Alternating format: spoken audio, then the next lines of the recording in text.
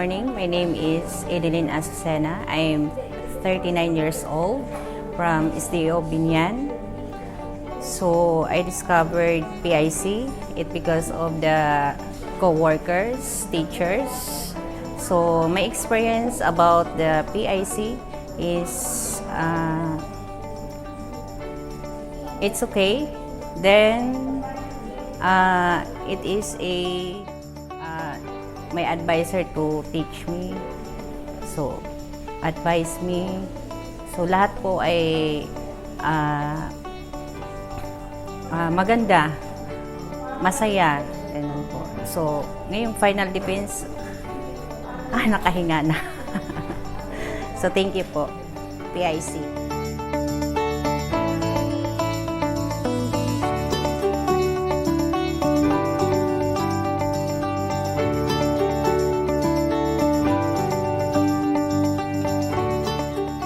My name is Mariniel A. Atuon, 42 years old from Bohol.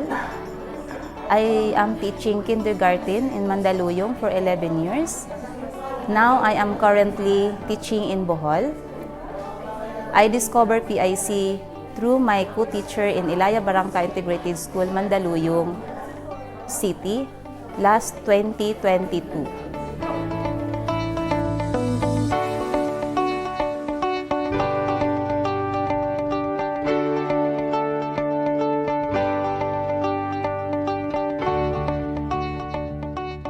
Sinora Arbueno is my name, 27 years of age and a teacher from Oriental Mindoro National High School, Calapan City. Bakit nga ba ako nag-enroll sa PIC? First of all, hindi ko pa alam mismo nung nakaraang taon kung ano ang PIC. Inintroduce lang sa akin siya ng aking co-teacher. Yung co-teacher ko, siya yung naunang mag-masters dito sa PIC. And in-encourage niya ako at yung kasamahan ko rin, mga co-teachers namin na mag-enroll. And at first, ay syempre, wala pa akong balak mag-masteral, so nireject ko. Pero nung nakita ko siyang graduate, ay na-encourage na ako. And of course, sa una, hindi naman ang PIC ng full na tuition, pwedeng down payment muna. So, mas lalo ko yung nagustuhan dahil syempre, mahirap ang buhay, pero mahirap ang buhay kaya naman sakto na kahit down payment ay aking magawa. And ngayon nga ako ay nagma-masters na pinagpatuloy ko ng aking masteral dito sa PIC at nakakatuwa naman dahil napaka-encouraging ng mga staffs, ng mga professors. And naaalala ko pa na kahit nung pre-defense namin ay kahit gabing-gabi kaming dumating dito sa school ay binuksan ng school at pati ngayon kahit kami madaling araw na dumating, binuksan ng school para ma-accommodate kami, para kahit papaano hindi na kami magre-rent outside at dito na kami sa school mismo mag-i-stay. And napaka-convenient at napakaganda ng school, napaka-bait ng mga staffs at ang mga professors ay ini-encourage talaga kami na mag-aral, which is needed naman sa professions namin as teachers. Kailangan mag-aral para sa promotions at para rin develop pa yung mga skills namin as an educators. Good morning. So I am Mrs. Gacy Sasis from Quezon Province. So katatapos ko lang po ng aking final defense ng aking thesis for master's degree. So nandito po ako sa PIC kasi isa ito sa napakagandang opportunity para sa akin na magkaroon ng online classes. So, dito po sa PIC ay online classes kami since my first term up to fourth term. So, napaka-supportive ng mga professors at napaka-A1 ng kanilang services dito sa PIC. So, may mga advisors kami na napaka-supportive din at talagang all-out ang support sa mga estudyante na kagaya ko. So, ganun din, napaka-accommodating ng PIC in terms of sa mga assistance na binibigay sa payment, sa pagkuha ng mga different forms and mga iba pang credentials. So, ang opisina, napaka-accommodating, ganun din ang mga staff.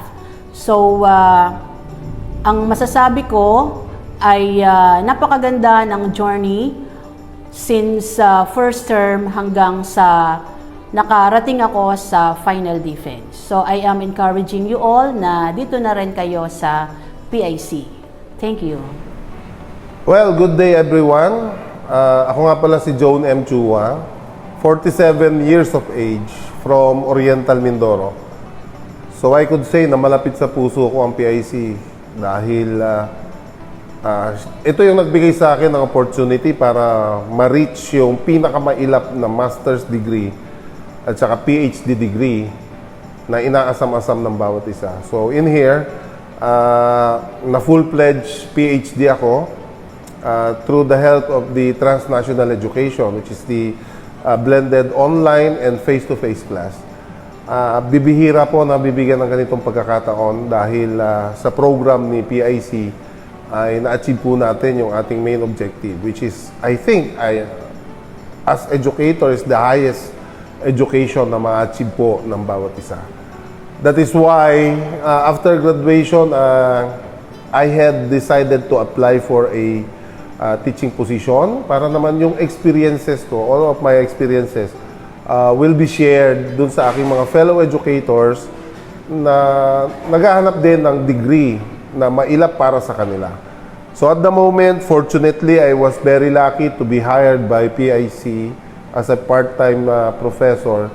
At itong journey na to is not for myself, but for those educators na nangangailangan ng tulong sa kanilang master's at saka doctorate degree, yung graduate studies. So, sa aming klase, we just made a point na all students would feel at home, no pressure at all, mairaraos ang kanilang career hindi sa pinakamahirap na paraan, hindi rin sa pinakamadaling paraan. Kung saan komportable ang bawat isa, kung saan makukuha yung ultimate goal ng ating transnational education, to learn, to share, and to grow. So with this, maraming magiging benefits si student pagdating kay PIC. So, one thing is stress and pressure, which is very much yung pinaka-hindrance para mag-grow ang ating mga students. So with this, sabi ko nga, try PIC kasi I think hindi po kayo magsisisi sapagkat I myself is a product of PIC. So with this, thank you so much to all. God bless and good day.